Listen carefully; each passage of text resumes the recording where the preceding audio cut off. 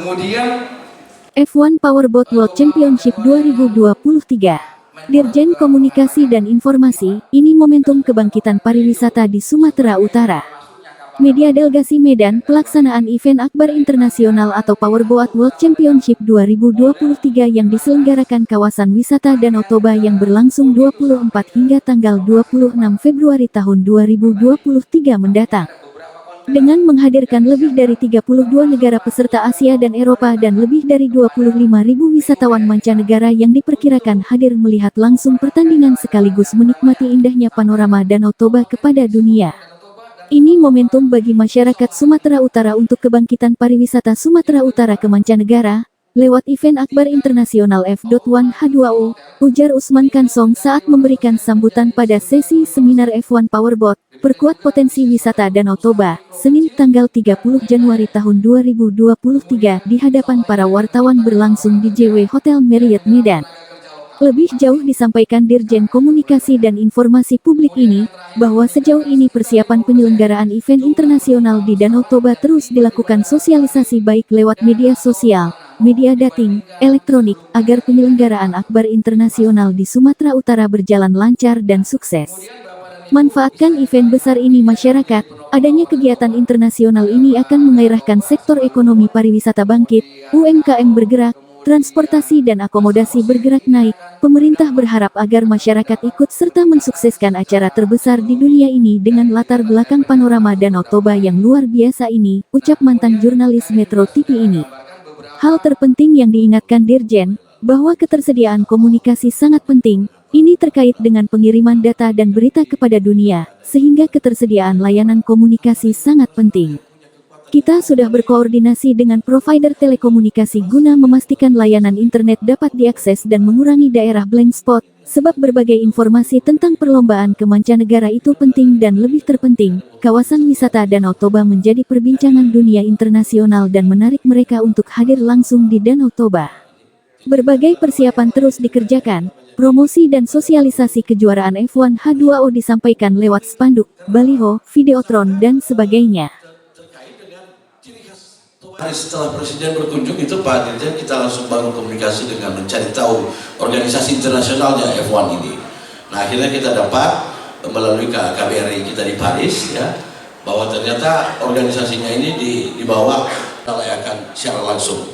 Ini artinya nilai promosinya itu bisa nilainya sangat luar biasa. Tidak harus pada saat itu, tapi promosi destinasi kita. Artinya semua mata dunia selama 2 hari berturut-turut tanggal 25 dan 26 Februari akan menuju ke Balige, Danau Toba, Sumatera Utara. Ini kedua kali nilainya besar. Kemudian ini kesempatan bagi para pengusaha lokal untuk mengambil manfaat ekonomi. Bapak Ibu sekalian, saya mau sampaikan perbedaan Mandalika dengan F1 ini. Kalau di Mandalika dia punya sirkuit, di dalam sirkuit ini bisa disiapkannya 60.000, 70.000 seat tempat penonton. Orang masuk bayar, uangnya masuk ke ITDC semua sebagai penguasa kawasan. Di sini di sepanjang Teluk Balige, coba ada fotonya tadi, ada yang ada petanya Teluk Balige supaya dapat gambaran juga di mana barang ini dimainkan dan bagaimana dampaknya, ya.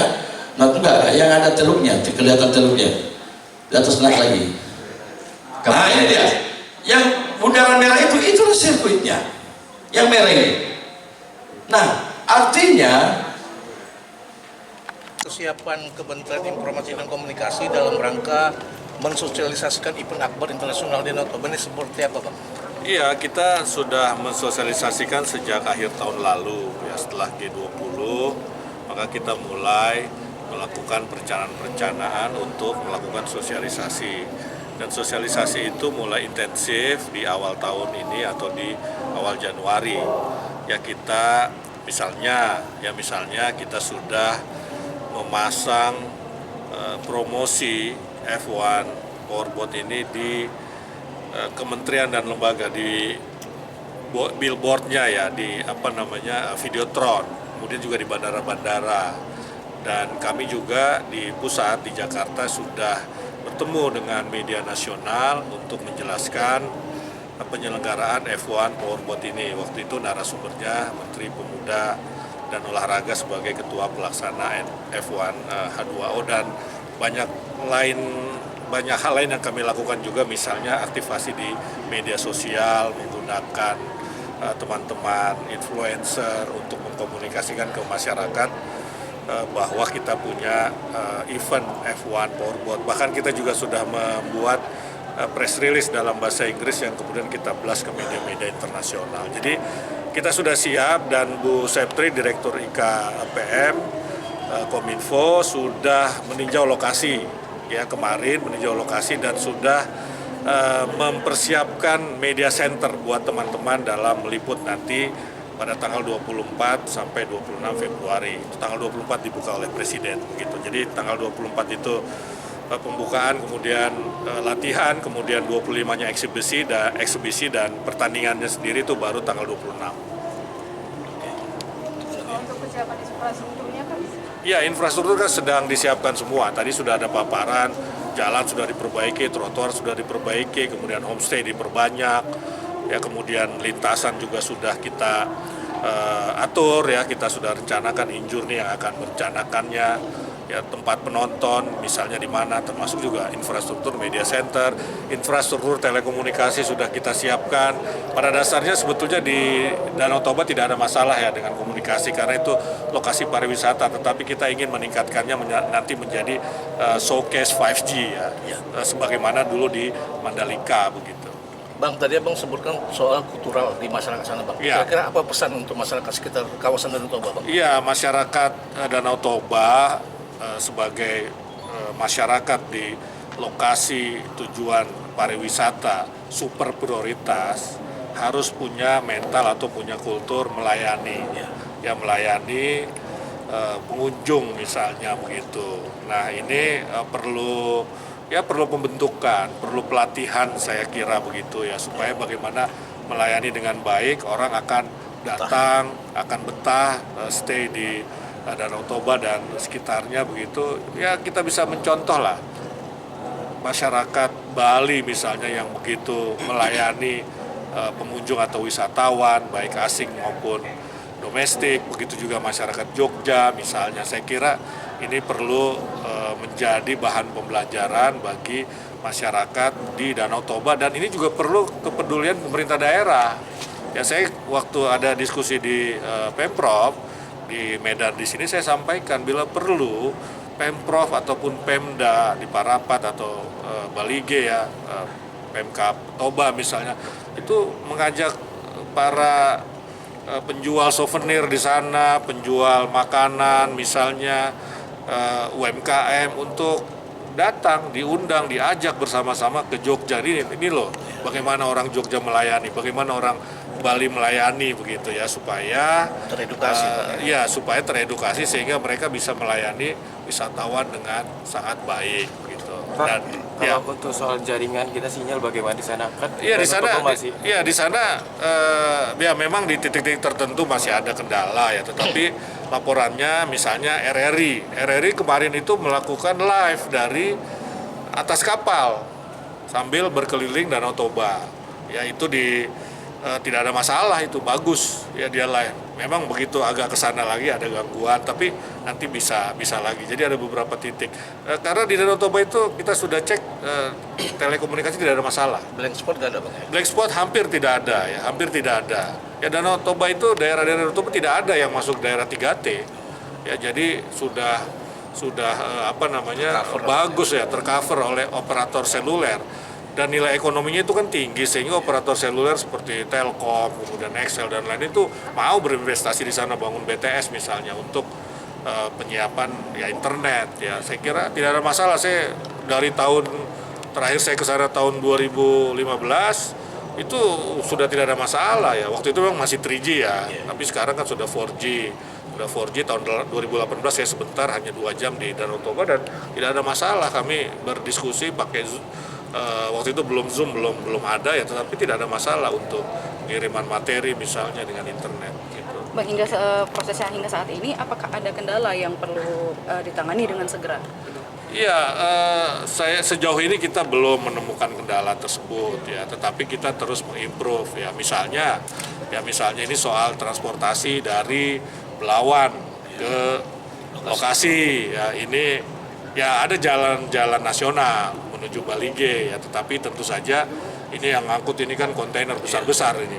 Ya, bagaimana caranya ini sudah koordinasikan dengan PUPR dan juga Kementerian Perhubungan ya, dan juga dengan Pelindo. Ya, ini salah satu bukan kendala ya, tetapi yang memang harus betul-betul kita benahi.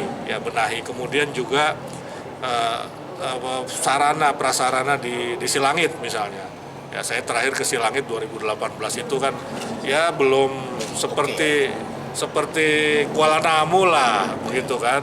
Tapi yang penting sudah bisa didarati oleh kapal pesawat ukuran standar lah ya begitu. Saya kira relatif ini sudah tidak ada masalah lagi, tinggal bagaimana kita berusaha menyiapkan infrastruktur sesuai dengan waktunya lah. Gitu. Kalau untuk termasuk dengan kuliner bang, kemungkinan mayoritasnya kan Batak. Bagaimana Iya sudah diatur lah ya itu ya. Dan saya kira pengaturan seperti itu kan kita tidak ada masalah ya tidak ada masalah.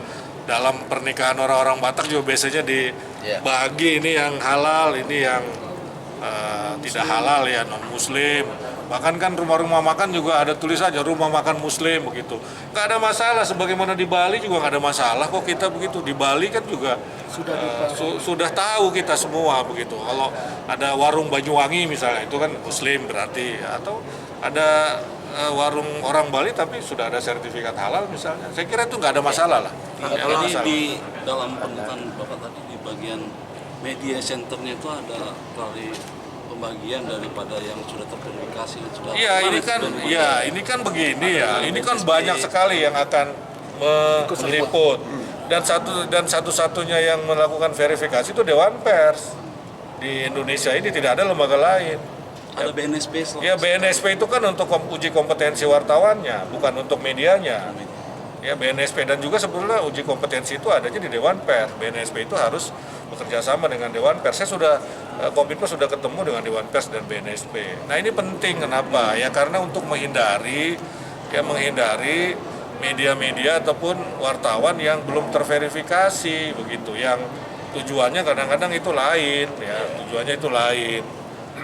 jadi saya kira atau ke sana tidak meliput jadinya, cuma datang-datang aja begitu ya kan. Jadi saya kira memang ya harus kita peduli lah begitu, kita bantu juga pemerintah, terutama pemerintah daerah ini kan kadang-kadang kan repot. Saya sering kali dapat laporan, saya repot menghadapi media banyak sekali katanya begitu, tapi belum terverifikasi. Jadi kan ini dalam konteks membantu saja untuk mengatur lah ya. Kita tidak ingin membatasi, ini kan era kebebasan pers, tetapi kan yang namanya pers itu kan juga ada standarnya, ada ukurannya. Ya, saya kira itu. Ini kan terkait untuk mendukung ini. Tadi aku sempat bicara masalah mental lah. Iya. Apakah ada sosialisasi dari Kominfo atau pihak terkait untuk mensosialisasi tokoh-tokoh agama? Karena ini jadi tugasnya Kementerian Pariwisata. Ya, Kementerian Pariwisata ini sudah melakukan pembinaan, edukasi, pendidikan kepada masyarakat, termasuk kepada tokoh-tokoh masyarakat. Dia sudah dilakukan itu oleh Kementerian Pariwisata, karena kita ini kan kolaborasi ya, semua kementerian, jadi kita saling tahu lah apa yang dilakukan oleh kementerian masing-masing begitu. Ya, Kalau untuk media asing ada berapa yang masuk? Ya, media asing kita belum dapat datanya ya, nanti kita coba cari datanya. Biasanya mereka akan melakukan registrasi itu lewat siapa pemilik hak patennya ini di tadi yang disebutkan Perancis dan Italia itu. Ya, kalau kami ini menyediakan justru buat media dalam negeri.